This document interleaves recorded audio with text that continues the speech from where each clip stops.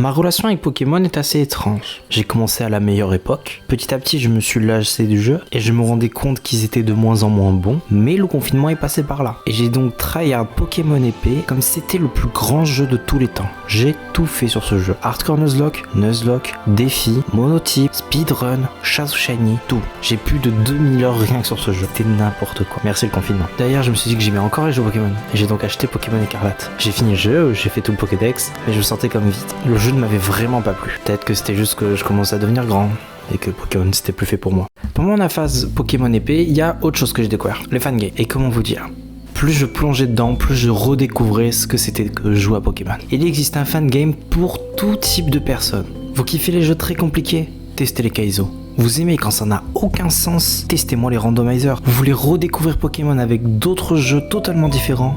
Testez Clair Pourpre. Mais il y a un fangame qui, moi, m'a vraiment ébahi. Peut-être le fangame le plus ambitieux qui n'a jamais existé, Pokémon Infinite Fusion. Et aujourd'hui, pour rendre hommage à ce jeu qui m'a tant marqué, j'ai décidé de me lancer dans un défi. Finir Pokémon Infinite Fusion qu'avec des fusions d'Evoli. Parce que c'est juste le meilleur Pokémon de tous les temps. Notre histoire commence à Kanto, et comme dans tout jeu Pokémon, le jour de mes 10 ans, je décide de m'enfuir de chez moi, de récupérer un Pokémon et ma mère s'en bat les couilles. Et le premier Pokémon que l'on va récupérer, ça va être notre très célèbre 888, notre fusion entre Evoli et Bulbizarre. Célèbre ok, mais bon, notre rival a un blindé pic fenard intuable, donc il meurt instant. Génial, super début d'aventure tout ça. Heureusement, cette victoire n'était pas nécessaire pour avancer. J'avance tranquillement jusqu'à la ville de Jadiel et je donne le colis du professeur Chen à la boutique d'objets. Je retourne voir le professeur Chen et il va me donner mes premières Pokéballs. Je me rends sur la route Victor pour aller affronter Blue, sauf que le gamin Farouk m'arrête et me défonce ma gueule. J'ai un peu XP, je suis revenu et ce coup-ci je le mets une soupape. Je décide d'affronter Blue et son fenard blindé pic, mais ce coup-ci le combat est obligatoire, il faut à tout prix que je le passe et comment vous dire qu'à l'heure actuelle c'est impossible, son Pokémon est juste beaucoup trop fort. Mais au bout de plusieurs essais, vu que l'IA a fait de la merde, avec le axe, j'ai réussi à le passer. Et c'est maintenant qu'on va pouvoir s'amuser parce que maintenant qu'on a battu Blue, on a accès à la forêt secrète et dans cette forêt on va pouvoir capturer une blinde d'Evoli. Assez pour l'aventure tout simplement. Donc je vais prendre 5 Evoli de plus en plus de ceux que j'ai déjà, récupérer l'œuf. Et voilà. Sur ce jeu, on peut modifier les sprites et juste regardez-moi les sprites d'Evoli, ils sont genre tous adorables. C'est vraiment le GOAT des Pokémon. Je fusionne mon Férocinge avec un des Evoli qui s'appelle XYZ. J'étais dans ma période Yu-Gi-Oh, cherchez pas à comprendre. Et on récupère donc un super Feroli. Je m'amuse aussi à fusionner deux Evoli, donc Eevee et Puis. J'adore les surnoms de mes Evoli, d'accord, on juge pas. Et j'ai instantanément pris le sprite alternatif qui est juste beaucoup trop badass. Quant à ça sur le terrain, c'est impressionnant. En vrai, il y avait beaucoup de sprites très sympas pour Evoli. Dans la forêt de Jade, on va capturer un petit Pichu et on arrive au premier défi de la game, l'arène d'Argenta. Une arène de type roche, donc je vais avoir un peu de mal avec mes Evoli. Heureusement, 888 aura l'avantage du type. Mais avant ça, j'ai fait clan notre œuf et dedans on a eu un super Rocabo. Je fusionne Evoli et Pichu, je fusionne ensuite Grégro et Rocabo et on commence à avoir une bonne équipe de Pokémon fusionnés. On est parti pour la première arène du jeu, Xyz contre Rakaikul. On a l'avantage du type, on va éclater notre adversaire. Il envoie ensuite son célèbre Topirix qui nous éclate Xyz. Oui, arrive sur le terrain, lâche une Fuelian et tue notre adversaire. On gagne notre premier badge assez facilement. Dans un centre Pokémon, on va acheter un Magikarp. On va ensuite dans le Mont Sélénite où on rencontre pour la première fois la Team Rocket. Je prends le temps de capturer un Sablette et je vais ensuite aller balancer la Team Rocket à Pierre. Et je vous jure ça valait le coup parce que ce dernier va tout simplement nous filer la CT Éclatroc. On défusionne la double fusion d'Evoli qui a beau être très belle n'est pas très utile et ensuite on va fusionner un Evoli avec Sablette et un autre avec ce GOAT de Magikarp. Dans un coin caché du Mont Sélénite, je trouve une pierre lune que je vais tout de suite donner à 888 ce qui va nous donner notre toute première évolution de l'aventure. Et je kiffe ce sprite, il est vraiment super beau. On va avoir un Pokémon super défensif en plus, c'est parfait. On s'occupe assez facilement de la Team Rocket, on récupère un fossile qu'on ne va juste jamais utiliser de toute l'aventure, et on arrive finalement dans la deuxième ville du jeu, Azuria. Là-bas je fais XP ma team et notre 888 évolue, et là le sprite est beaucoup moins beau. Et d'ailleurs c'est pas notre seule évolution vu que notre Evoli évolue aussi et ouais pareil, c'est pas la meilleure fusion du monde. Après avoir assez XP notre team, on va donc s'attaquer au pont d'Azuria et on a directement l'autre chiant de Blue qui vient nous attaquer. Et alors que son starter était juste en train de sweep toute notre équipe, un héros s'est élevé parmi les autres et l'a dégommé. Merci à toi Xyz, on t'oubliera pas. Derrière le pont c'était très facile, un membre de la Team Rocket me demande si je veux rejoindre, je dis oui, on me donne un uniforme. Ça devait vraiment se passer comme ça normalement. Après ça, je fonce voir Léo et ce dernier va me donner le passe-bateau une fois que je l'aurai aidé à se défusionner avec ce rhino féroce. Et avec cette évolution, dites bonjour à notre nouveau camarade, Sablette. Oui, maintenant j'ai pu préciser que c'est fusionné avec Evoli vu que ça sera toujours le cas. Et puis après, on a donc une autre évolution. Bienvenue à Léviator. Il est incroyable, moi j'adore. Et après tout ça, c'est parti, on va affronter notre deuxième champion d'arène ou championne d'arène vu qu'on va affronter la championne d'Azuria, Ondine. Et comment vous dire qu'avec 888, ces Pokémon de type eau sont dans la merde. Alors si l'écran est un peu zoomé, c'est parce que là j'avais essayé de record ma voix en même temps que je jouais, sauf que ça a très mal rendu. Du coup ça a baissé la qualité de l'image, désolé. Sur le chemin de la troisième arène, on rencontre la fusion de Abo et de Watwat. C'est un Pokémon archi intéressant et surtout que j'en ai marre de Pikachu, donc on a capturé Watwat. Et au passage, j'en avais un peu marre aussi de Evoli Rocabo qui était pas très fort, donc dites bonjour à Evoat, la fusion entre Evoli et Watwat, et Evorapti, la fusion entre Nosferapti et Evoli. Et d'ailleurs, après une petite session SP, Evorapti évolue, il est effrayant, mais Watwat a aussi évolué, quant à lui, il est juste moins beau qu'avant. Il est pas gaze non plus. Ensuite, nous sommes rendus dans l'océan afin de récupérer la CT Coupe. Mais sur le chemin, on a notre harceleur préféré qui vient nous faire chier pour changer, et comment vous dire, on n'est plus la même équipe qu'avant. Là, ça a été une destruction massive. Allez, Blue, ça dégage. Nous, on va récupérer la CT Coupe et on va aller affronter le Major Bob, le 3e champion de Kanto. Et juste avant de démarrer le combat, merci à l'équipe de Pokémon Infinifusion d'avoir changé l'épreuve de Major Bob. C'est tellement facile, juste les 2 poubelles sont automatiquement les 2 premières que tu cliques. C'est trop bien, cette épreuve est horrible. Ah, l'arène, on se fait parallaxe, on perd la première fois, donc on est obligé de retenter un try. C'est pour ça que je déteste les arènes électriques dans Pokémon, parce que j'ai tout le temps l'impression de me faire parallaxe. Je sais pas, c'est une loi universelle, j'ai l'impression, peu importe le jeu. Mais bon, par contre, au deuxième try...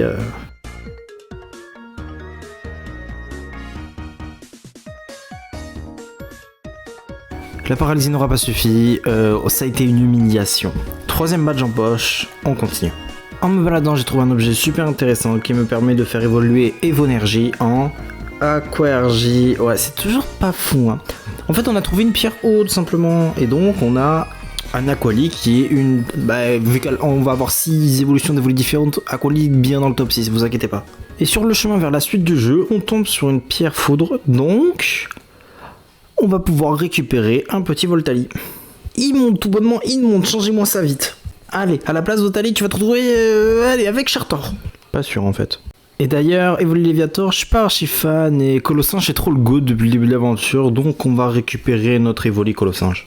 Pardon, notre Evoli Férocinge. Mais en fait non, notre Evoli Colossinge. Ouais, le foreshadowing est incroyable, je vous jure que c'était pas fait exprès. Bon, on a fait la grotte sombre, c'était horrible, j'ai regardé un tuto sur internet, j'y arrivais pas. Voilà, ça m'a pris 1 heure.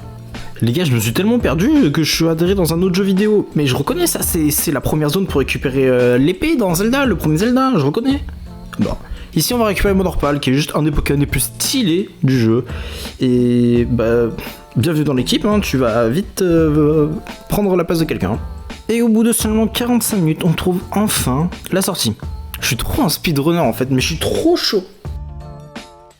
On arrive à Lavandia, l'île des fantômes, et je trouve que la meilleure chose à faire, c'est de faire des naissances ici. Je sais pas comment je me suis débrouillé dans l'aventure, mais on a 3 œufs. On va faire éclore les 3 œufs. Donc bienvenue à Togepi, bienvenue aussi à Sonistrel, et pas bienvenue du tout à Ok, toi je m'en bats les couilles. Qui dit nouveau Pokémon dit nouvelle fusion pour l'équipe. Bienvenue à Noctali Monorpal qui est beaucoup trop stylé. Bienvenue aussi à Voltali Sonistrel, j'adore ce Pokémon, il est trop stylé et d'ailleurs il tape très fort. Bienvenue aussi à Aqualier Bizarre qui est stylé, moi j'aime bien, en plus ça fait un joli double type que j'apprécie beaucoup. Pour le taux de cutiness dans l'équipe, bienvenue à Evoli Togepi, c'est adorable ce Pokémon, vraiment. Je l'ai mis dans l'œuf parce que je trouve ça trop mignon, voilà. Et pour l'instant, Sablero et Férocinge vont rester dans l'équipe. Colossinge maintenant, c'est putain de talent. J'ai perdu le rush, mais pendant une session XP, Togepi Evoli a évolué, et du coup on a Togetic Evoli maintenant. Et avant de continuer ça, on s'est vite fait rendu à Céladopole pour pouvoir faire évoluer certains de nos Evoli grâce à des pierres. Désolé, mais je commence à en avoir un peu marre d'avoir des Evoli, ça faisait des stats assez basses. Au moins, on va évoluer, et là on sera presque fort pour l'aventure, vous allez voir. Donc, bienvenue à Colossinge Pyroli, que je sais vraiment pas si j'apprécie ou non. C'est particulier comme Pokémon, je sais pas si on va le garder. Bienvenue aussi à Filali Togetic, et lui je le kiffe vraiment, je le trouve vraiment stylé. En plus avec un double type toujours très intéressant. Et là voici le plus gros downfall de la vidéo, Givrali Sablette, le Pokémon est hideux. Comme on va aller faire l'arène, j'ai XP un peu. Voici Noctali, 10 mots-clés de souvenir, le nom de ce Pokémon, je sais même plus honnêtement. Et voici notre starter, l'évolution, Aquali, Florizarre, et je le trouve trop stylé. Voilà, il lui manquerait juste des oreilles pour être vraiment stylé. Oups, j'ai oublié comment marchait le jeu, donc je suis allé activer le scénario à la tour, et ensuite je suis reparti pour aller affronter l'arène. Mais en fait non, faut pas faire l'arène, d'abord faut aller dans les égouts. Et après les égouts, je me suis dit que je pourrais faire l'arène, mais non, parce qu'après les égouts, il y a des énigmes de merde avec des trucs qui te déplacent dans tous les sens, j'en peux plus. Mais laissez-moi sortir, bordel, toi, t'es qui? Giovanni, ok. Dehors, Giovanni, maintenant, laissez-moi sortir. J'ai trouvé une zone secrète où on peut y entrer seulement si on a la tenue roquette, mais j'ai pas compris l'intérêt de la zone, genre j'ai pu parler à des gens. Après ça, j'ai enfin pu faire l'arène de Céladopole, mais c'était archi décevant. Colossinge Pyroli a juste roulé sur l'arène qu'avec des nitrocharges. Je suis vraiment dégoûté. Mais au moins, 4ème arène de fête. Let's go to la 5ème. Mon personnage, le flow, c'est de pire en pire. On finit la quête de la tour Lavandia qui était vraiment très longue. On continue d'avancer dans le jeu en affrontant toujours plus de dresseurs avec des Pokémon toujours de plus en plus stylés, je crois. Et ce jusqu'à arriver à l'île de la 6ème arène. Avec un peu de chance, on a one-shot le labyrinthe de Koga, mais bon, ça va être galère vraiment de l'affronter avec les Pokémon qui nous restent. Ah ben non, c'est trop facile, il m'a laissé placer Getsuga, je l'ai juste one-shot derrière. Merci Koga. Ensuite j'ai passé beaucoup de temps au parc safari, d'abord pour m'amuser, ensuite pour récupérer Surf. C'était vraiment très long, surtout que je savais pas où exactement c'était pour récupérer Surf. C'était très chiant, d'accord, vraiment très chiant. Mais bon, avant de récupérer Surf, on s'est d'abord rendu à la ville de la 6ème arène, où on a d'abord fait l'ancienne 6ème arène, qui est de type combat, pour le fun, purement. Au final, on a fait du changement dans l'équipe, donc dites bonjour à la nouvelle fusion avec Givrali. Pour l'instant, c'est pas bon, mais plus tard, j'y crois, il sera très sympa. Mais surtout de la nouvelle fusion de Pyroli avec le vide. Non, c'était Capoeira, mais je sais pas pourquoi le sprite était buggé. Et je le trouve très sympa, et surtout, il a technicien, qui a un talent qui est juste trop broken. Vous vous souvenez de la pierre lune qu'on a récupérée au début du jeu? Oh oui, ça c'est du Pokémon badass. C'est peut-être le premier vrai Pokémon badass qu'on a. Désolé Florizarre Aquali, mais tu n'es pas impressionnant. Je me souviens jamais comment on fait dans le repère roquette, c'est pas un repère roquette mais on s'en fout, pour trouver Giovanni. Donc ce que j'ai fait, c'est juste que j'ai full chaque étage un par un. D'ailleurs 2 fois en fait, je les ai fait chacun. Une fois que j'avais récupéré la clé, et avant de récupérer la clé, j'en pouvais plus. Ce match-up est beaucoup trop stylé, Macognon, excusez-moi.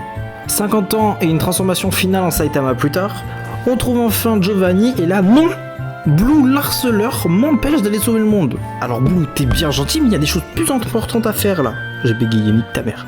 Bon, tu dégages et tu laisses les grandes personnes gérer leurs problèmes entre eux. Non mais oh, tu te crois où? Ok, on réaffronte Giovanni, et ce coup-ci c'est un combat duo, donc c'est vachement stylé. Mais c'est surtout beaucoup plus facile vu que l'autre débile de Blue m'aide à faire le combat. Bon, victoire facile. On misclick et on récupère Germignon, ça j'en parlerai une autre fois. On anéantit la 6ème arène de Morgan parce que c'était juste beaucoup trop facile avec le starter et Getsuga. Et on récupère enfin le Pokémon le plus stylé de toute cette aventure. Viens dire bonjour au monde. Le GOAT. Ce Pokémon est juste beaucoup trop stylé, vous comprenez pourquoi il s'est retrouvé dans la miniature. Et bon au passage, désolé Togetic, mais t'as pris beaucoup trop de temps à évoluer. On a fusionné Fantominus avec Filali, et bon, vous vous doutez qu'on est vite allé XP, et je ne saurais vous dire pourquoi, ce Pokémon me paraît gigantesque. Genre, le sprite doit être super grand, in-game il rend super grand. Bon, je vous esquive mes problèmes avec Surf, on arrive directement sur les îles Cramoisil, où je vois un gars se faire embrouiller par... Je sais pas pourquoi j'allais dire la SNCF, la Team Rocket, et au final il s'est fait voler son bateau, il est dégoûté, il nous dit que la Team Rocket s'est rendue sur une île au sud. Bon, rêve de ce qu'il nous raconte, nous on veut devenir maître de la ligue, on se rend dans le manoir pour trouver le champion d'arène Auguste, qu'on a vraiment eu du mal à battre, merci Florilide d'exister parce que sinon ça aurait été très compliqué, et je me suis ensuite rendu vers cette île au sud. Je sais que la Team Rocket se prépare quelque chose ici, mais je sais pas encore quoi. Je les vois, ils sont en train de parler de fusionner les 3 oiseaux légendaires. Il faut à tout prix que je les arrête. Mais vu que je suis un gland ou que c'est le scénario, j'arrive trop tard et ils ont le temps de les fusionner. Bon, là ça va être la merde, sauf que mes Pokémon sont le live, donc vous vous en doutez. Le premier try c'est une défaite, mais on a des idées. Nos idées sont très simples, abuser de Blizzard, Surf et Coup de Jus, les attaques qui peuvent toucher les 3 Pokémon en même temps. On essaye un premier try. Ça se passe pas trop mal. Le problème, c'est que un des Pokémon arrive à se régénérer. Ça, c'est très chiant. On bat enfin un premier oiseau. Sauf que derrière, en fait, il n'y a rien qui suit vraiment la route. Et donc, malheureusement, ça se joue à un HP. Bon, très bien, j'ai compris, on va XP un peu. Mais bon, là, je suis allé XP en off parce que... Pourquoi pas. Et surtout que j'avais des choses à faire, que ça faisait 4 heures que je jouais au jeu non-stop. J'avais besoin de manger, de dormir, de tout ce que vous voulez. On retente une fois XP, mais bon, notre GOAT, comme j'aime l'appeler, a juste détruit le combat. C'était juste trop facile pour lui. Il nous tank un laser glace super efficace. Mur-lumière a beau être utilisé, derrière, il détruit les 3 oiseaux. Bon, il y en avait déjà eu un autour d'avant, mais vous avez compris le principe. Bon, là, on aurait pu capturer Sulfura. Certes, mais le sprite était trop dégueu, j'ai décidé qu'on allait le one-shot. Ça serait plus fun. De retour à Jadiel, est-ce que si on va les froisser une dernière fois Giovanni? Bon, il va falloir revoir la stratégie parce que celui qui s'est fait froisser, c'est pas celui que je pensais. Bon, la stratégie surtout d'XP le plus possible que le Nuzlocke me l'autorise et ce coup-ci ça passe. On récupère donc notre 8ème badge et nous sommes donc éligibles à pouvoir tenter la Ligue Pokémon. Le Graal pour tous les dresseurs et surtout la quête ultime. Et sur le chemin vers cette dernière, là où on s'est affronté la première fois, notre harceleur revient nous faire chier. Et pour la dernière fois j'espère, son fake légendaire est mort. Et durant cette route victoire qui était très facile, on a pu aider certains de nos vieux amis qui étaient dans le mal dernièrement. Qu'il est beau. Qu'il est beau ce GOAT. En parlant de vieilles amies, j'ai décidé de faire confiance à Togetis qui a enfin évolué pour la fin de cette aventure. Mais plus avec son partenaire d'avant. Parce que bon, Pyroli, je sais pas trop quoi faire de toi actuellement. Bon désolé Pyroli, puni, on a juste fait toi un Pokémon ultra cheaté pour combattre, t'es pas très beau. Et enfin on arrive au bout, on y est. Le dernier objectif, les derniers combats, le Conseil 4. Ok, premier try, donc on affronte Olga, la championne de type glace qui nous commence avec un magma lamantine glaceux. Ok, on repassera plus tard. On arrive à s'en sortir, on la bat finalement assez facilement. Getsuga se retrouve à être un vrai GOAT contre elle. Ok, nouveau try contre le deuxième qui est de type combat. Roche, les deux. Je sais pas. Tout ce que je dois vous dire, c'est que Togetic était à son tour un GOAT. On affronte ensuite donc la troisième, et ce coup-ci, c'est un nouveau Getsuga qui s'est retrouvé à être monstrueux. Il a juste one-shot tout le monde, il s'est placé premier tour et derrière, ça a été une destruction. Et contre Peter, le quatrième, que ça soit Getsuga ou Togetis, les deux se sont montrés très utiles pour le combat. Finalement, on a très bien fait de les aider à revenir au meilleur de leur forme parce qu'ils étaient monstrueux et heureusement qu'ils étaient là. Le Conseil 4, c'est fini et non, on n'est pas encore maître de la ligue. Il y a cet harceleur qui est allé plus vite que nous, qui est devenu maître avant nous. On doit donc s'occuper de lui. Bon, on est parti pour le froisser. C'était humiliant. 2v6. J'ai honte de moi. Le combat contre Blue est vraiment compliqué, surtout avec des level cap, car il a des Pokémon full IV, full stratégique, une team qui fonctionne parfaitement, et des meilleurs bas stats que nous. Parce que oui, c'est ça le problème des évolutions, c'est qu'elles ont des bas stats faibles, et du coup, quand tu les fusionnes, les Pokémon ne vont pas être très puissants. Tu fusionnes 2 légendaires ou tu fusionnes un légendaire avec Evoli, le double légendaire sera plus puissant. C'est logique. Mais bon, maintenant... Au bout de la 7ème fois, il faut dire qu'on faisait le Conseil 4 tellement facilement, on savait juste par cœur ce qu'il fallait faire. Et dites-vous que en fait, chaque membre du Conseil 4, c'était un Pokémon qu'il nous fallait. Sauf cette fois-là que vous voyez pendant que je vous parle, où comment dire, je me suis fait gel, donc il a fallu un petit peu innover. Mais ça a été une destruction quand même. Mais je trouve ça vraiment fou, j'ai jamais autant galéré sur un jeu Pokémon, et c'est ce qui fait que j'aime Infinite Fusion. Cette fois, c'est le 7ème try, pardon, et c'est le try que j'ai décidé que ça serait le dernier, et que j'ai intérêt de battre Blue maintenant. Oui, c'est Prom Dog, si je ne bats pas Blue, ben ça sera la fin de la vidéo et je ne passerai pas Maître Pokémon. Infinite Fusion aura eu raison de moi.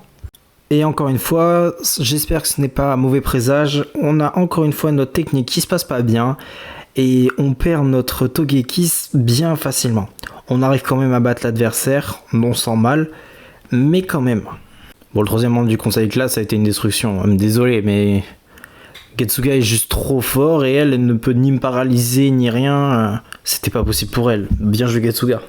Il nous reste encore Peter qui est vraiment puissant, mais écoutez, en jouant très bien à force, ben, on a eu un de nos meilleurs tries où on a eu le moins de Pokémon morts. On a eu un peu de chance au Cisque aussi. Mais bon, je me dis que on peut le faire, on peut vraiment battre Blue maintenant, il suffit juste de bien jouer. On connaît sa team par cœur, on connaît ses moves par cœur, ça va le faire.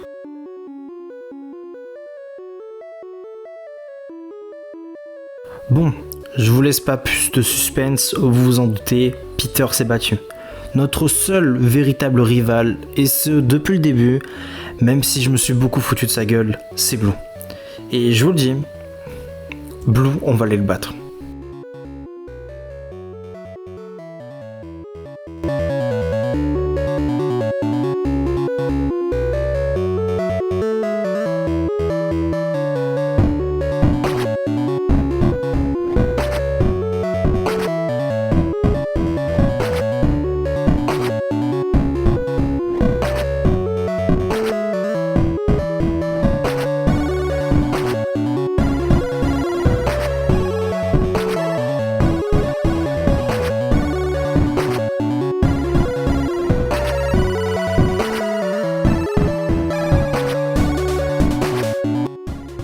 Un peu de axe, un peu d'expérience, mais surtout un GOAT absolu qui nous aura fait vraiment du bien tout au long de cette aventure. Le seul de nos Pokémon qui n'a pas réellement su se montrer durant la ligue, mais toujours solide sur les appuis et dès qu'on a eu besoin de lui, il était présent. C'est pas notre starter, c'est pas notre star, c'est pas notre chouchou, mais c'est vraiment le capitaine de cette équipe. Je suis Lil, et je suis champion de la ligue Pokémon sur Infinite Fusion. J'espère que cette vidéo vous a plu, si c'est le cas faites-le moi savoir en commentaire. Et bien sûr on a fait tout ça avec des Evolis, c'était ça le défi à la base. A bientôt.